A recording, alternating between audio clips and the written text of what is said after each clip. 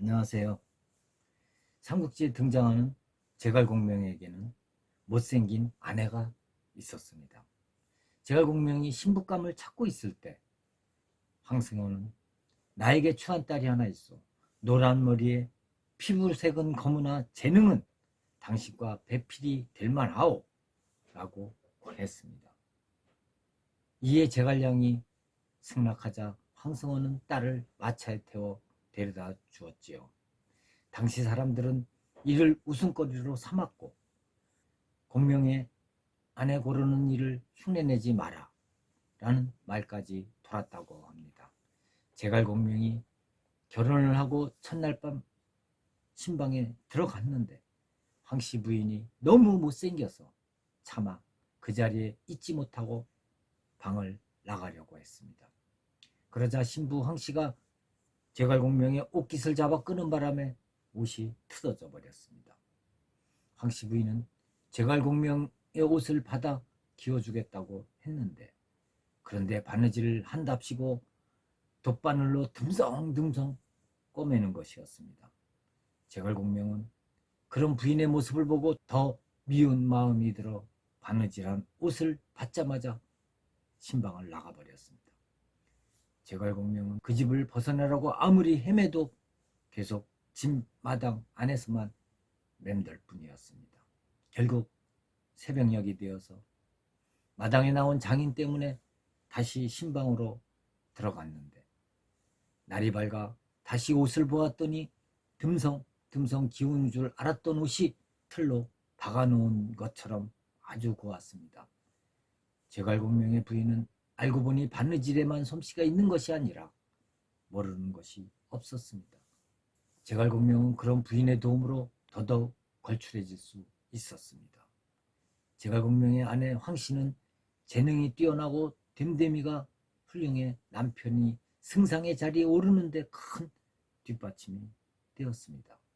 제갈공명이 융중에 살 때 손님의 방문이 있어 아내 황씨에게 국수 준비를 부탁하니 바로 국수가 나왔는데 제갈공명이 그 속도를 기이 여겨 후에 몰래 식당을 엿보았더니 몇 개의 나무 인형들이 나는 듯이 머리를 자르고 맷돌을 돌리는 것을 보았습니다. 마침내 아내에게 이 재주들을 전수받아 제조 방법을 이용하여 식량 운송용인 목우와 유마를 만들기도 했다고 합니다. 제갈공명은 늘 깃털 부채를 들고 다녔는데 이는 아내 황씨의 부탁이었기 때문이었습니다. 그녀가 부채를 선물한 데는 화난 일이 있더라도 절대 감정을 밖으로 드러내지 말라는 당부가 담겨 있었습니다. 황씨가 제갈공명에게 말했습니다. 친정 아버지와 대화하는 모습을 보고 당신은 포부가 크고 기계가 드높은 인물이라고 짐작했어요. 유비에 대해 이야기할 때면 당신의 표정이 아주 환했지요. 하지만 조조에 대해 말할 때는 미간을 잔뜩 찌푸리더군요. 송건을 언급할 땐 고뇌에 잠기듯 보였고요. 큰일을 도모하려면 안색에 곧바로 감정을 드러내지 말고 침착해야 됩니다.